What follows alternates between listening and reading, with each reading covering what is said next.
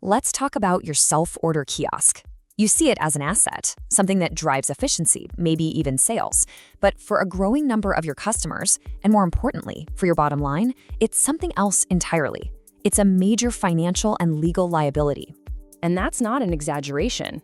Just picture it. A customer with a disability comes in. Maybe they're in a wheelchair, have low vision or limited motor control.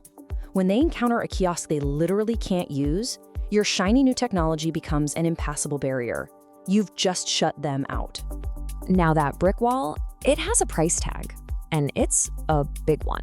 We're talking over $100,000. That is the typical settlement for a single lawsuit over non-compliant tech. And believe me, this isn't some potential far-off cost. It's a recurring, very expensive reality for operators who aren't paying attention. So here's the bottom line. Under the Americans with Disabilities Act, the ADA, technology that isn't accessible isn't just a bad experience. It's legally considered a form of discrimination, and that directly exposes your entire operation to some very serious legal action and financial penalties. Okay, so how does this happen? To really get a handle on the risk, you have to understand the rules of the game. Let's break down the specific mechanics that turn your kiosk into a liability. It really all comes down to ADA Title III. This federal law is crystal clear. Public accommodations, and yes, that absolutely includes your restaurant, have to be accessible.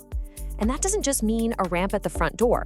It covers every part of your service, and your kiosk is definitely part of that service. Now, I hear this all the time, but we have counter service. Isn't that an okay alternative? The short answer is no, it's not. If your kiosk has any unique benefits, like special deals, faster service, custom orders, then telling a disabled customer to go wait in line at the counter is not an equivalent experience. And that difference, that's exactly where the legal trouble starts. Look, compliance begins with the physical setup, and the law is incredibly specific. These are not suggestions, they are hard measurements. The highest touch point can't be more than 48 inches from the floor. You need a clear floor space of at least 30 by 48 inches. If your hardware is off by even an inch, it fails. End of story. But let's be real, physical access means nothing if the software itself is a barrier. For a user with a visual impairment, a screen reader isn't a nice-to-have, it's essential. Same goes for high contrast modes and large, easy-to-press buttons for someone with motor issues.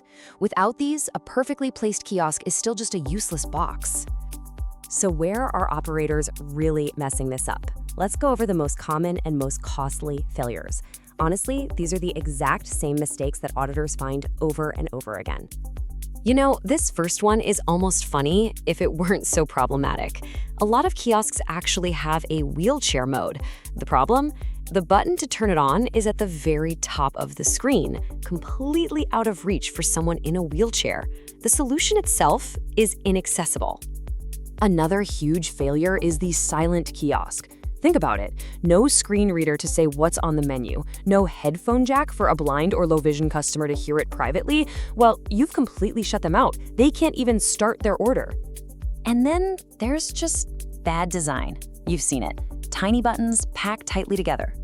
This kind of thing demands a level of precision that a lot of people just don't have. It leads straight to mistakes, frustration, and, you guessed it, an abandoned order. It's a barrier created by nothing more than poor design. And this all brings us to the core legal idea here. It's all about functional access. The rule of thumb is simple. If the so-called wheelchair mode can't actually be turned on by wheelchair user, then legally it doesn't exist. Okay, the risks are clear. The common failures are totally predictable. So what's the good news? Mitigating all this risk isn't some big mystery. There is a clear, actionable framework you can put in place right now. Let's walk through it. Here you go. It's a 4-step process. This turns a scary legal problem into a manageable operational task. Step 1, a physical assessment. Get out a tape measure. Step 2, a full audit of the software. Test everything. Step 3, staff training. And step 4, and this is the one everyone forgets, ongoing monitoring. You have to retest this stuff, especially after a software update. And if you really want to protect your business, you need to go beyond just the checklist. Document everything. Talk to actual experts. And for God's sake, test your kiosks with real users from the disabled community. Their feedback is the only thing that will tell you if your kiosk is actually accessible or not.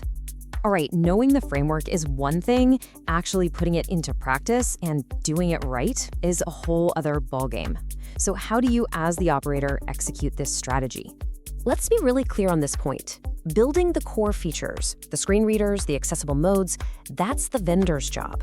But your responsibility, and frankly where your power is to demand those features. And then you have to verify that they actually work before you sign on the dotted line. So the vendor handles the core tech, but you, the operator, you're still on the hook for the content, the staff training, and the physical placement. To execute your side of the compliance equation, you need the right tools and the right knowledge. And that's where resources like SeenLabs come into play. See, the goal isn't just to buy a piece of hardware, it's to understand what makes it compliant. You need tools that help you evaluate vendors, that help you ask the right questions, and that make sure the content you manage, like your menu text and images, also meets accessibility standards for things like color contrast. So let's just recap the big points here. First, the legal risk is real and it is expensive. Second, compliance is a two-front war. It's physical hardware and software. Third, the most common failures are totally predictable and easy to spot if you just look. And finally, a systematic plan to find and fix these issues is your best and really your only defense. Which really just leaves us with one final question for you to think about. I want you to look at the technology you have in your stores. Is it really an asset that's driving business and serving every single customer? Or is it a six-figure lawsuit just waiting to happen? Is it an asset or is it a liability?